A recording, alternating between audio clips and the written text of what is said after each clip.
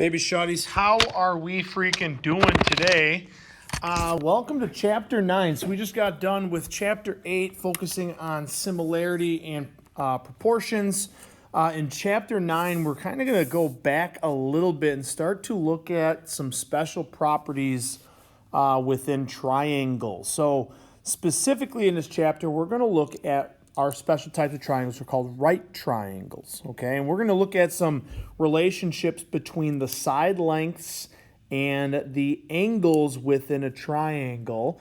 And we're actually going to get more of a mathematical approach. And in the second part of this chapter, we're going to focus on a portion of right triangle math known as trigonometry. Trigonometry is going to make the connection between the lengths of the sides of a right triangle and the degrees of the angle. Something that we actually looked at early on in the semester on geometry. So what we're going to focus on throughout this chapter are right triangles. So again, just to kind of review what a right triangle is. Again, a triangle is when we have three sides and three angles.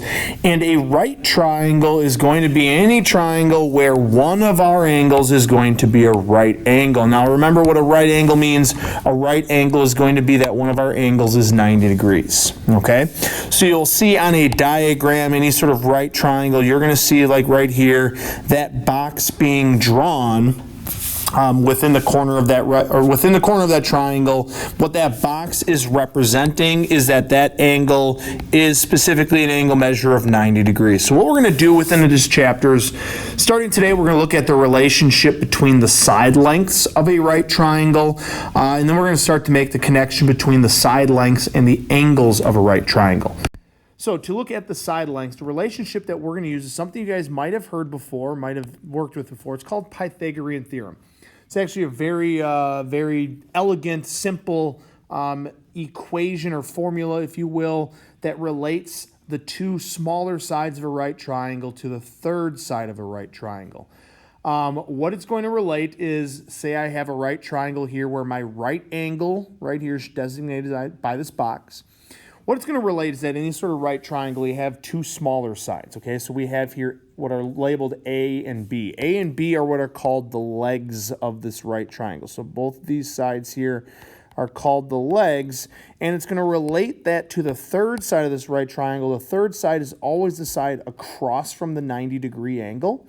That side has a specific name called the hypotenuse.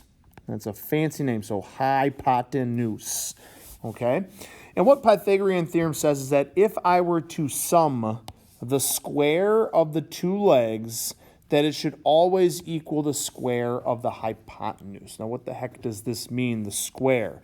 What it means is this, and this is what Pythagorean theorem is that if I take A, which is one of the legs, and I square it, if I take B, which is the other leg, and I square it, that if I were to add those two squares together, it's going to equal the square of the hypotenuse, okay? So again, A and B are going to be the legs, and C is going to be the hypotenuse, and this relationship here is what's known as Pythagorean theorem, okay?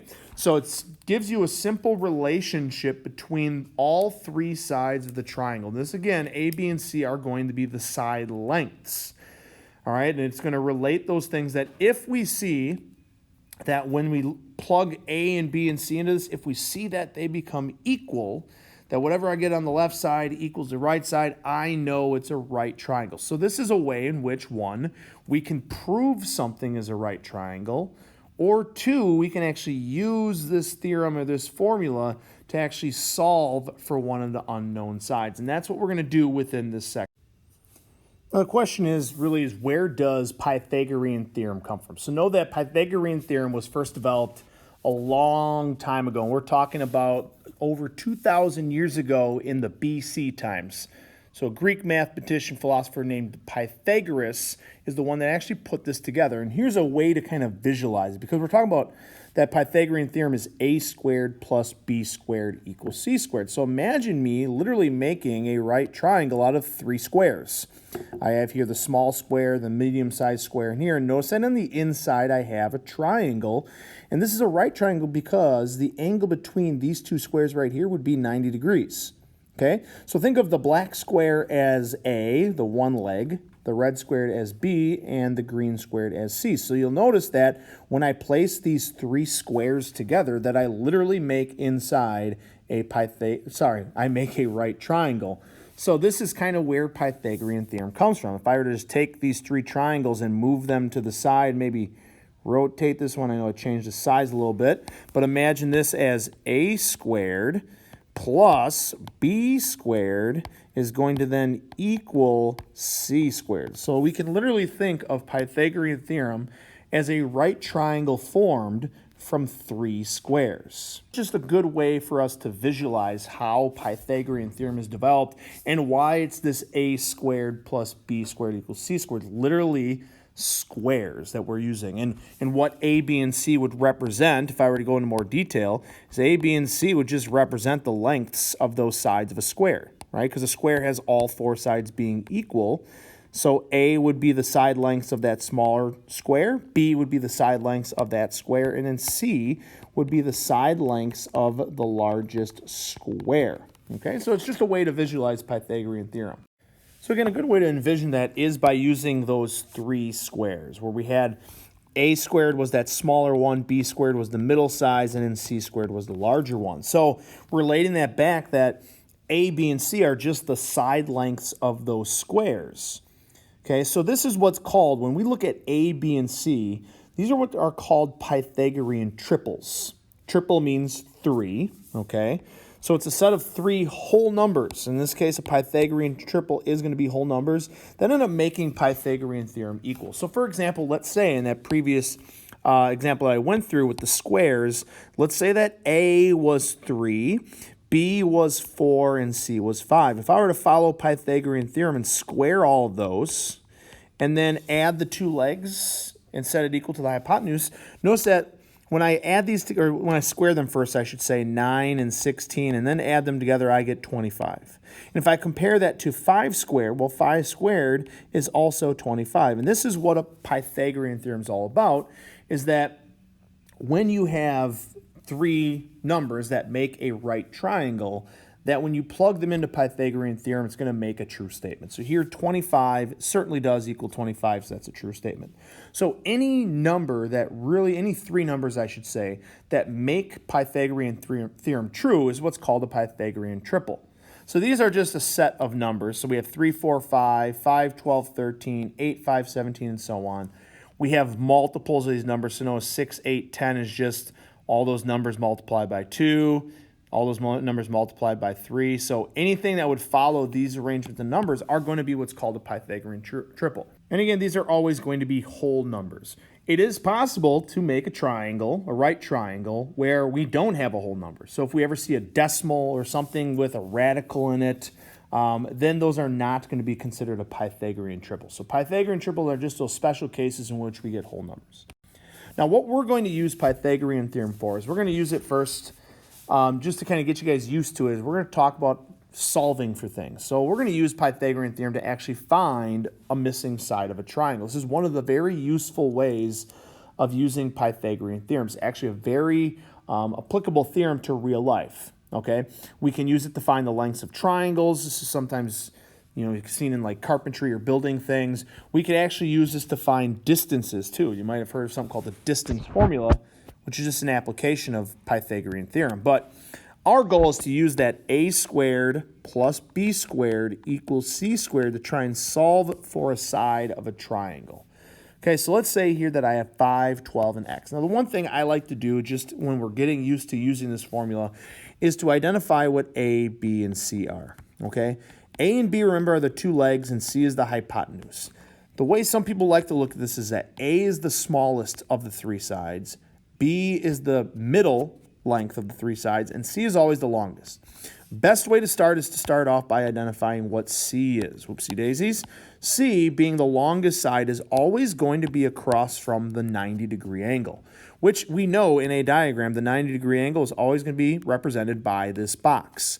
So that box is drawn there. That means the side across from it is going to be my hypotenuse. So I know that in this case my hypotenuse is x, and that's the thing I'm solving for. So then, to fill in A and B, A is going to be the shorter of the two lengths, so 5, and B is going to be 12. So what I'm going to do is I'm going to solve for x. I'm going to try and solve for the hypotenuse by using Pythagorean theorem. So what I'm going to do is I'm going to plug in those two numbers and x where a, b, and c go. So I'm going to have 5 squared, and then I'm going to add to that b squared, which is 12 squared, and then I'm going to set that equal to x squared. And my goal again here is we're going to try and solve for x. Now, how do we do this? Okay, so this is where we go back to order of operations. So notice I have some squares, I have some addition here. So what we're going to do first is we're always going to square the things first. Okay, so I'm going to do 5 squared and 12 squared first. So 5 squared I know is going to give me 25. 12 squared is going to give me 144. And then x squared, obviously x, not a number, so I'm just going to leave it as x squared. The next thing that I'm going to do then is, following order of operations, after I did my exponents, I'm now going to add those two numbers together. So 25 plus 144 would give me 169. And I'm going to set that equal to x squared. Now this goes back to some things we learned about later in first semester, is how do we solve things that have an x squared. So if we remember, our goal in order to solve for x is we need to undo anything that's being done to it. So notice I have an x squared. So this is part of Pythagorean theorem, and why we actually learned this a long time ago is that in order to solve for x, what I'm going to do first is I'm going to square root the x squared. And again, the reason why I'm going to do that is because a square and a square root are opposite operations, okay? Now, that means I'm going to have to square root 169. So by square rooting x squared, that cancels out and leaves me with just x. But on the left side, when I square root 169, what I'm trying to do is figure out what number squared would give me 169. Okay, and by using a calculator, what I'm going to get is 13. So again, what this is saying is that 5 squared plus 12 squared should equal 13 squared. So by square rooting, it's telling me what that third side should be. So now I know that the third side of this right triangle is 13. And these three numbers, 5, 12, and 13, are considered a Pythagorean triple, okay, because all three of them are whole numbers. And there's the bell, folks. Don't know why. There's nobody in school, but there's a bell a-ringing. Anyways, okay, so our goal is we're going to use Pythagorean theorem to solve for the missing side. And if we see that they're all three are whole numbers, we know it's a Pythagorean triple. Now, number B, we're going to try and find x again. Okay, our goal, just like last time, is set this up by finding a, b, and c. Our goal first is to identify what c is. What is our hypotenuse? Okay, that's the best way to do it. Hypotenuse is always across from the 90-degree angle. So notice here my hypotenuse is 14. Okay, that means x is going to be in a different spot. So when I look at it, I have 7, and I'm going to say that 7 is a, and then I'm going to say that b is x. Now, why did I do that? It just, when I look at this picture, it looks like x is a little bit longer than 7. Okay, that's why I'm going to attach it to b. Now, my goal then is I'm going to solve for x and set this up by plugging things into Pythagorean theorem. So I know that a is 7, so I'm going to have 7 squared, plus b is x, so I'm going to have x squared, equals c is 14. So I'm going to have 14 squared on the right side. So notice what I'm solving for is now on the left side attached with a. Now I'm going to start off first by taking care of my exponents. So I'm going to start off by squaring 7 and squaring 14. So 7 squared is going to give you 49.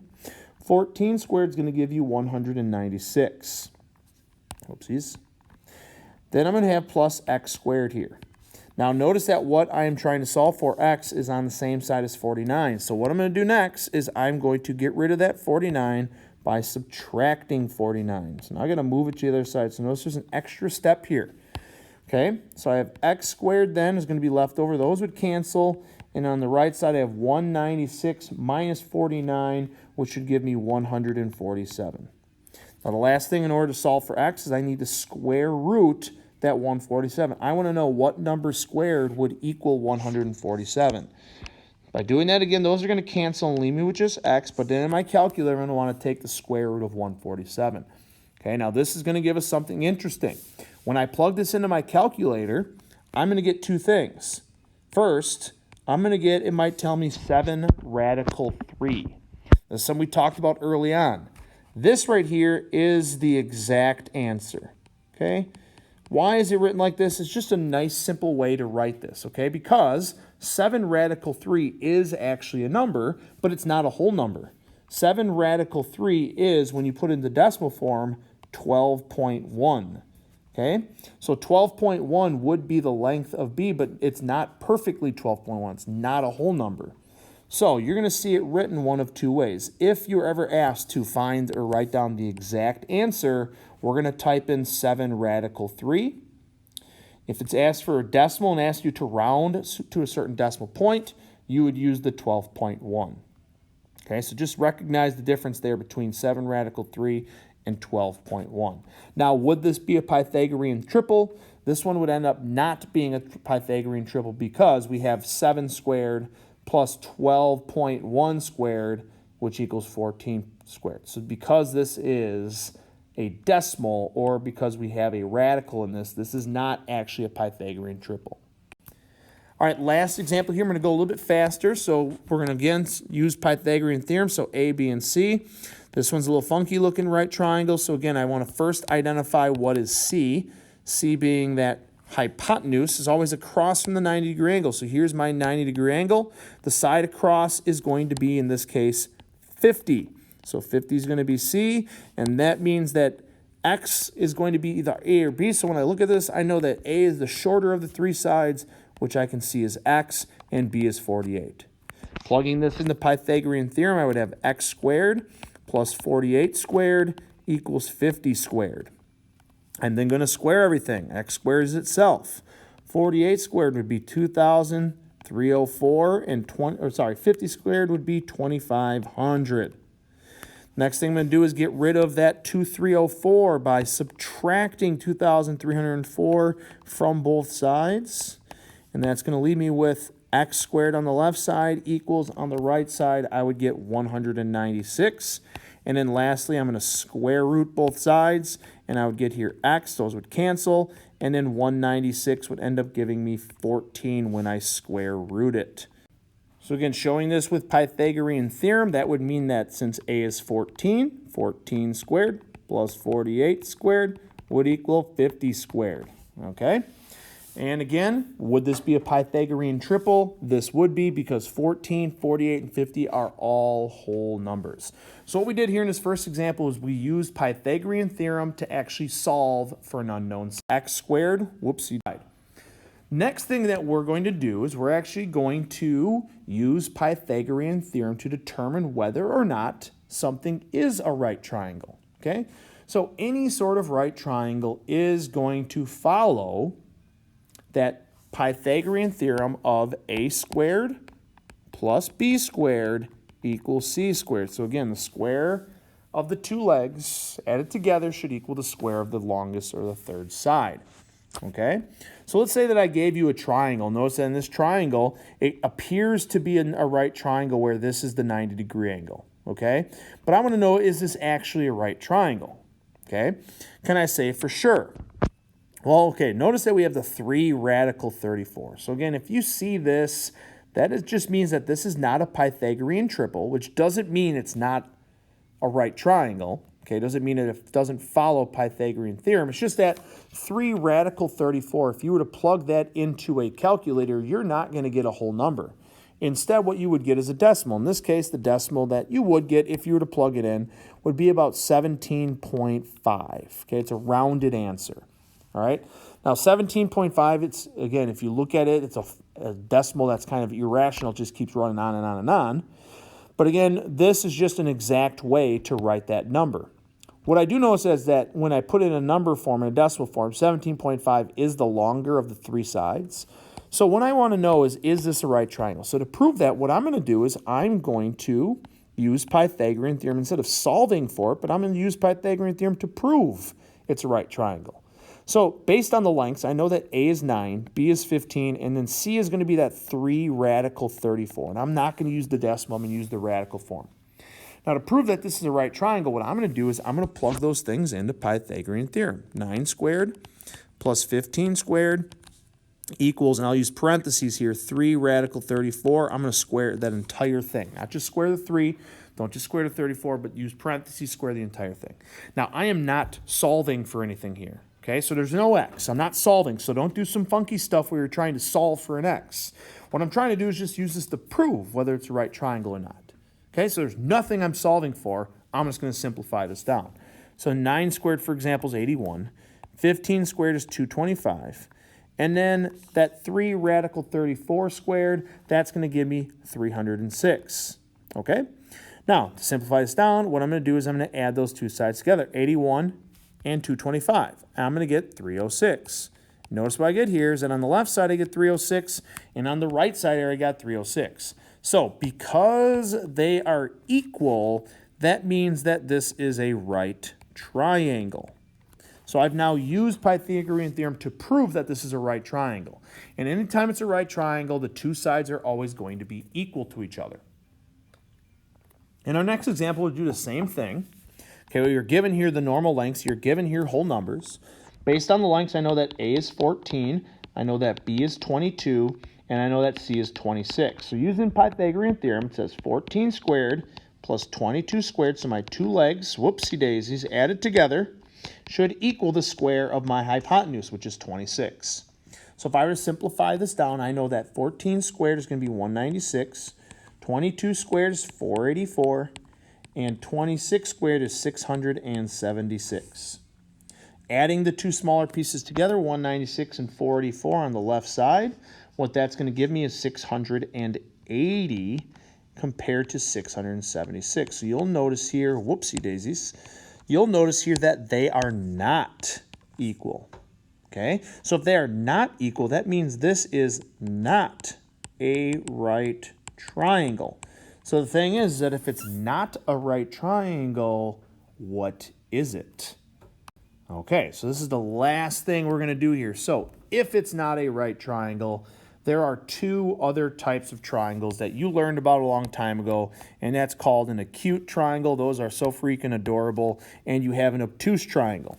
An acute triangle is where all the angles are less than 90 degrees. That's shown here. Okay, so notice there is no box, there is no right angle here.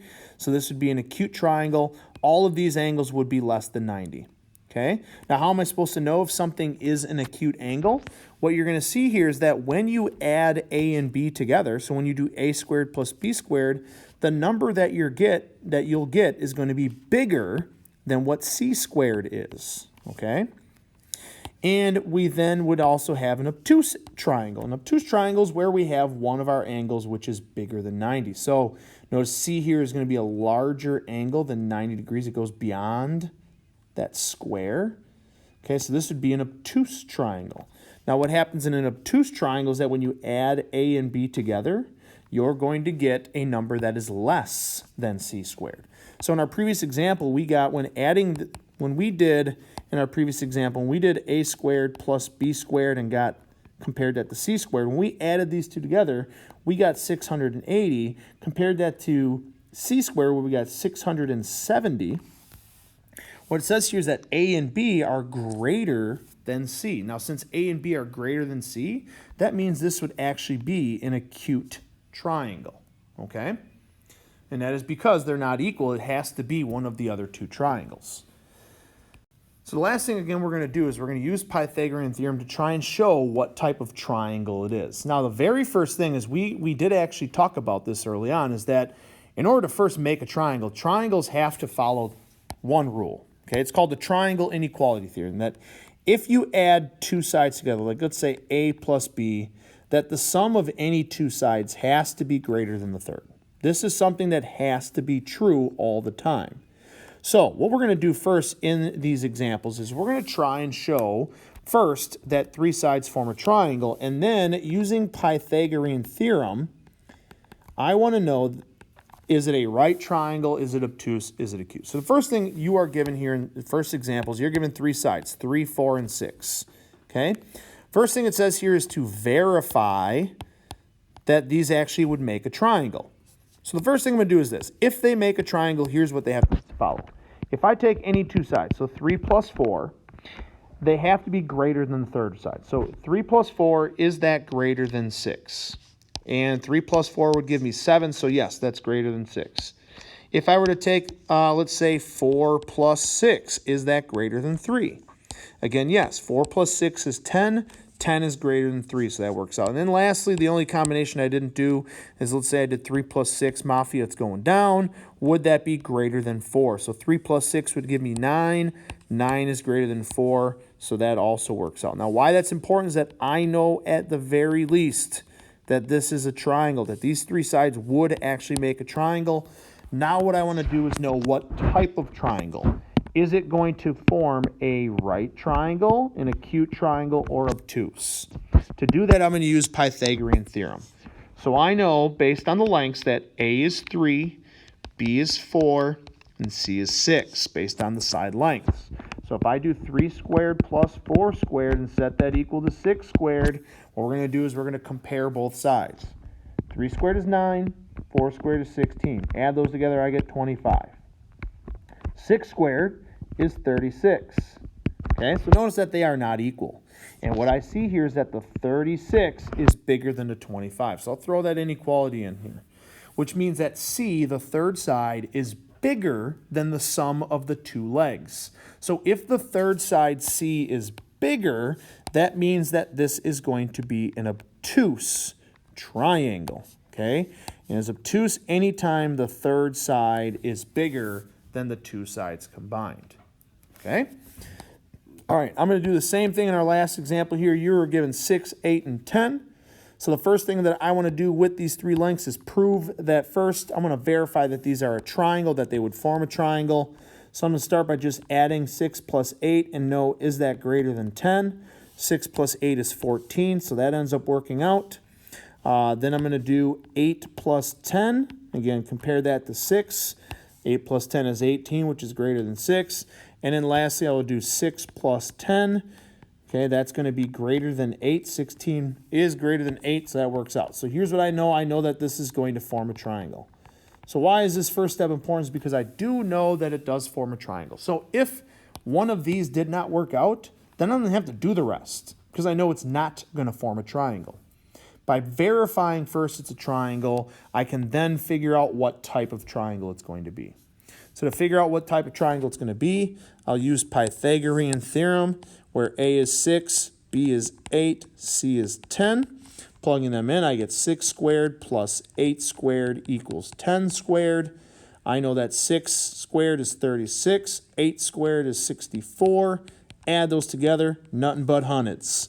Hey, look at that, 10 squared, nothing but hundreds. So notice that they are equal. That makes me happy, babes. So if they are equal, that means not only is this a triangle, but it certainly is a right triangle. Okay? So in this first section here on right triangles, we used Pythagorean Theorem to, one, try and solve for unknown lengths, and then also use the fact that Pythagorean Theorem makes things or works strictly for right triangles. We use Pythagorean Theorem to try and prove whether something's a right triangle or whether it's acute or obtuse. If you guys got any questions, make sure you jot those down. Good luck on your practice. We'll see you next time.